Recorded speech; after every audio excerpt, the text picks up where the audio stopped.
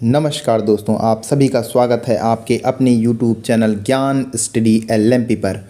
दोस्तों, आज हम लोग सामान्य ज्ञान में भारतीय संविधान को पढ़ने वाले हैं और भारतीय संविधान में आज हम लोग संविधान में अनुच्छेद और अनुसूचियों को पढ़ेंगे। तो आइए क्लास में चलते हैं और इसको पढ़ते हैं।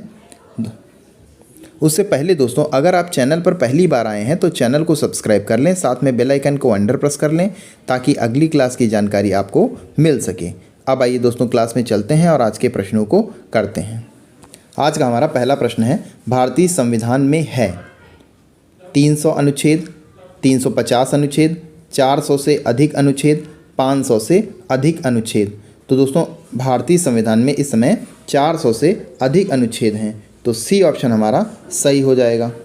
भारतीय संविधान में 400 से अधिक अनुच्छेद हैं तथा आज इनकी संख्या लगभग 470 के करीब है, परंतु यह सभी मूल अनुच्छेद के 7 उपखंड अर्थात क, ख, ग आदि के रूप में जुड़े हुए हैं, जबकि मूल संविधान में केवल 395 अनुच्छेद हैं और उनमें किसी में क, ख, ग करके जोड़ा गया है, जिस तरीके से कुल 470 अनुच्छेद हो चुके हैं।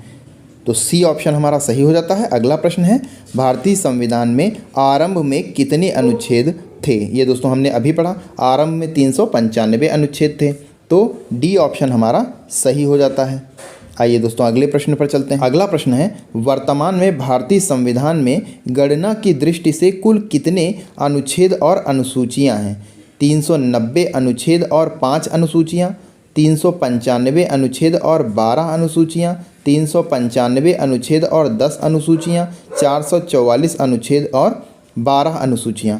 तो दोस्तों, इस प्रश्न का सही उत्तर हो जाएगा 395 अनुच्छेद और 12 अनुसूचियां। बी ऑप्शन हमारा सही हो जाता है। भारतीय संविधान के मूल की अगर हम बात करें तो 22 भाग, 395 अनुच्छेद और 8 अनुसूचियां थीं। संशोधन के द्वारा कुछ नए अधिनियम जोड़े गए और कुछ अनुच्छेद निकाल भी दिए गए।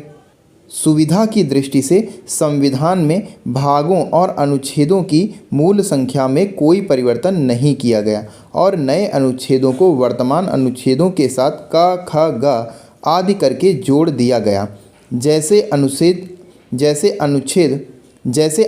371 के साथ नए अनुच्छेद 371 का, 371 खा आदि। आज भी अंतिम अनुच्छेद 395 ही है। पूरे भाग भी निकाले और जोड़े गए हैं, परंतु भाग भी इसी तरह पूर्ववत संख्यानुसार हैं तथा नई अनुसूचियां जोड़ी गई हैं और उनकी संख्या 8 से बढ़ाकर 12 हो गई है। तो इस प्रकार बी ऑप्शन हमारा सही हो जाता है। आइए दोस्तों अगले प्रश्न पर चलते हैं। अगला प्रश्न है, भारतीय संविधान में शामिल हैं। ए ऑप्शन में है 395 अनुच्छेद, 25 भाग एवं 12 अनुसूचियां, 371 अनुच्छेद, 21 भाग, 11 अनुसूचियां। सी ऑप्शन में है 372 अनुच्छेद, 20 भाग और 7 अनुसूचियां। डी ऑप्शन में है 381 अनुच्छेद, 23 भाग और 8 अनुसूचियां।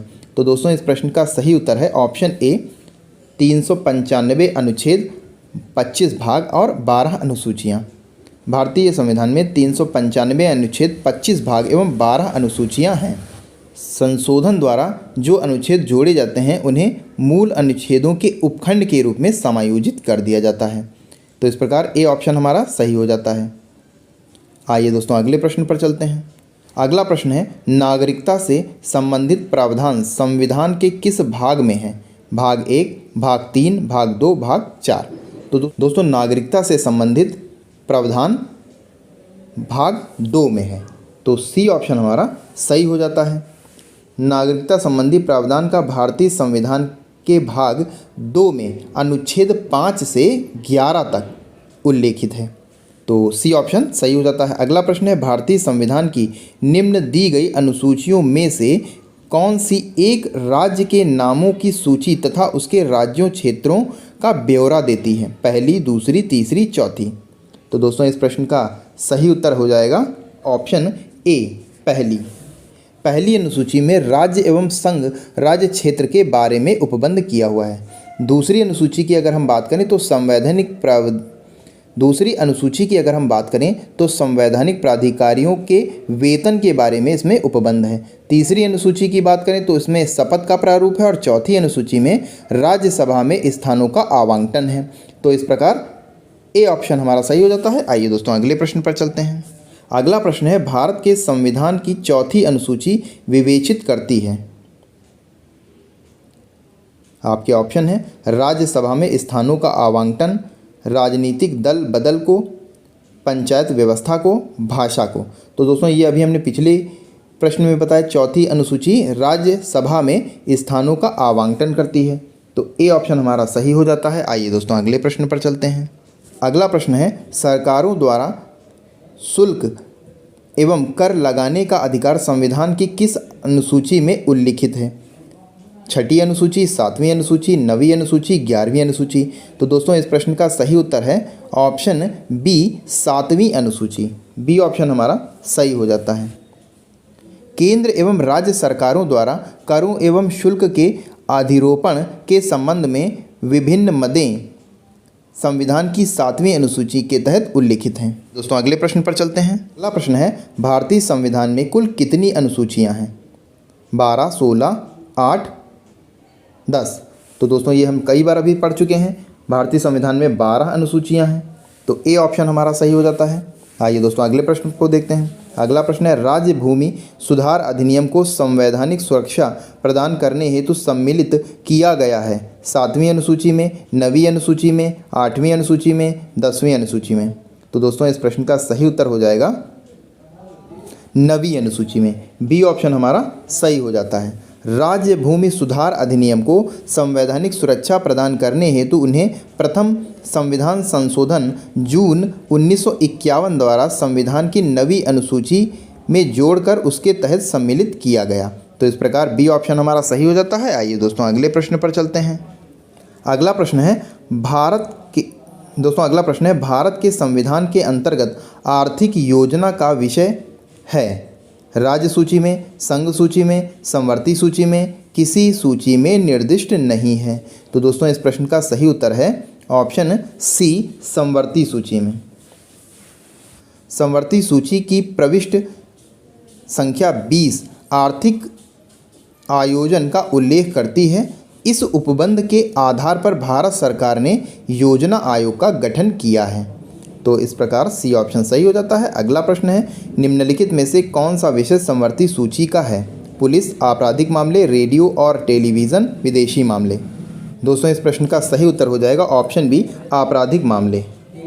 पुलिस जो है दोस्तों इसमें वो राज्य सूची में, और विदेशी मामले जो दोस्तों दिए हुए हैं, विदेशी मामले और रेडियो तथा टेलीविज़न जैसे प्रसारण साधन संघ सूची में हैं, जबकि आपराधिक मामले समवर्ती सूची के विषय हैं। तो बी ऑप्शन सही हो जाता है। आइए दोस्तों अगले प्रश्न पर चलते हैं। अगला प्रश्न, निम्नलिखित में से कौन सी भारत के संविधान की समवर्ती सूची में है? जनसंख्या नियंत्रण और परिवार नियोजन, लोक स्वास्थ्य और स्वच्छता, प्रति व्यक्ति कर, निखात निधि। तो दोस्तों इस प्रश्न का सही उत्तर है ऑप्शन ए, जनसंख्या नियंत्रण एवं परिवार नियोजन। जनसंख्या नियंत्रण और परिवार नियोजन समवर्ती सूची तथा लोक स्वास्थ्य और स्वच्छता, प्रति व्यक्ति कर एवं निखात निधि राज्य सूची के अंतर्गत आते हैं। तो ये ऑप्शन सही हो जाता है। आइए दोस्तों अगले प्रश्न पर चलते हैं। अगला प्रश्न है, निम्नलिखित में से कौन सी विषय समवर्ती सूची में है? कृषि, शिक्षा, पुलिस, रक्षा। तो दोस्तों इस प्रश्न का सही उत्तर है ऑप्शन बी, शिक्षा। भारतीय संविधान के संघीय ढांचे को मजबूती प्रदान करने के लिए विषयों को केंद्र और राज्यों के लिए निश्चित कर दिया गया है। इन्हें महत्व के आधार पर संघ सूची, राज्य सूची एवं समवर्ती सूची में विभाजित किया गया है। शिक्षा प्रारंभ में राज्य सूची में शामिल थी, किंतु संघ एवं राज्यों दोनों के लिए इन्हें समान महत्व को देखते हुए संविधान के 42वें संशोधन अधिनियम 1976 की धारा 57 द्वारा इसे समवर्ती सूची में डाल दिया गया। तो इस प्रकार बी ऑप्शन हमारा सही हो जाता है। अगला प्रश्न है, शिक्षा जो प्रारंभ में राज्य सूची का विषय था उसे समवर्ती सूची में स्थानांतरित किया गया। ये दोस्तों हमने अभी पढ़ा। 42वें संविधान संशोधन द्वारा। तो सी ऑप्शन हमारा सही हो जाता है। आइए दोस्तों अगले प्रश्न पर चलते हैं। अगला प्रश्न है, भारत में संविधान के अंतर्गत विषय और संबंधित सूची के बारे में निम्न युग्मों में से कौन सम्मिलित नहीं है? तो समवर्ती सूची का विषय है तो ये सही हो जाता है। शेयर बाजार समवर्ती सूची का ये दोस्तों गलत है। तो और डाक बचत बैंक घर संघीय सूची का ये भी सही है। जन स्वास्थ्य राज्य सूची का विषय है, ये भी सही है। तो दोस्तों इसमें सम्मिलित जो है वो शेयर बाजार समवर्ती सूची वाला सही है। तो इस प्रश्न के उत्तर की अगर हम बात करें तो बी ऑप्शन हमारा सही हो जाता है।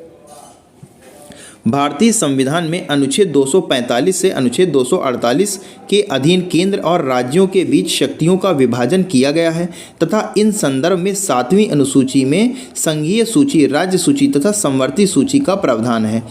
इसमें वन समवर्ती सूची में, जन स्वास्थ्य राज्य सूची में तथा शेयर बाजार एवं डाक बचत घर संघीय सूची में है। तो शेयर बाजार यहाँ पे संघीय सूची का विषय है। तो बी ऑप्शन हमारा सही हो जाता है। आइए दोस्तों अगले प्रश्न पर चलते हैं। अगला प्रश्न है, भारत के संविधान की निम्नलिखित में से कौन सी एक अनुसूची में दल बदल विरोधी कानून विशेष प्रावधान है?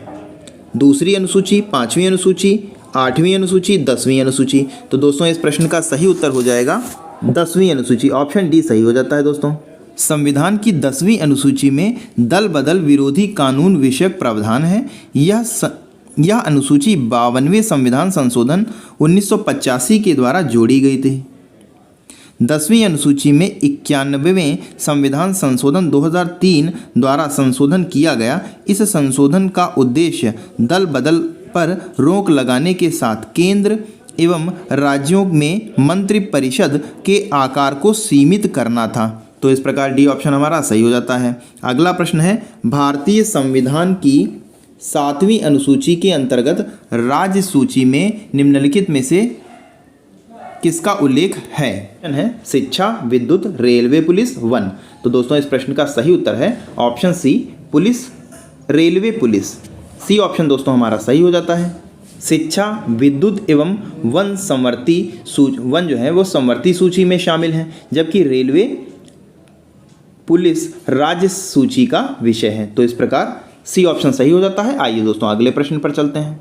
अगला प्रश्न है दोस्तों, भारतीय संविधान की 7वीं अनुसूची के अंतर्गत संघ सूची में निम्नलिखित में से किसका उल्लेख नहीं है? बैंकिंग, बीमा, जनगणना, गैस। तो दोस्तों इस प्रश्न का सही उत्तर है ऑप्शन डी, गैस। बैंकिंग, बीमा एवं जनगणना संघ सूची में तथा गैस राज्य सूची में सम्मिलित है। आइए दोस्तों अगले प्रश्न पर चलते हैं। अगला प्रश्न है और आज का हमारा अंतिम प्रश्न है, पंचायती राज विषय निम्नलिखित में से किस अनुसूची में सम्मिलित किए गए हैं? संघ सूची, संघीय सूची, राज्य सूची, समवर्ती सूची, अवशिष्ट सूची। तो दोस्तों इस प्रश्न का सही उत्तर है ऑप्शन बी, राज्य सूची। दोस्तों इस प्रश्न का सही उत्तर है ऑप्शन बी, राज्य सूची। संविधान की 7वीं अनुसूची के अंतर्गत राज्य सूची की प्रविष्ट 5 के तहत स्थानीय शासन पंचायती राज यानी राज्य सूची का विषय है।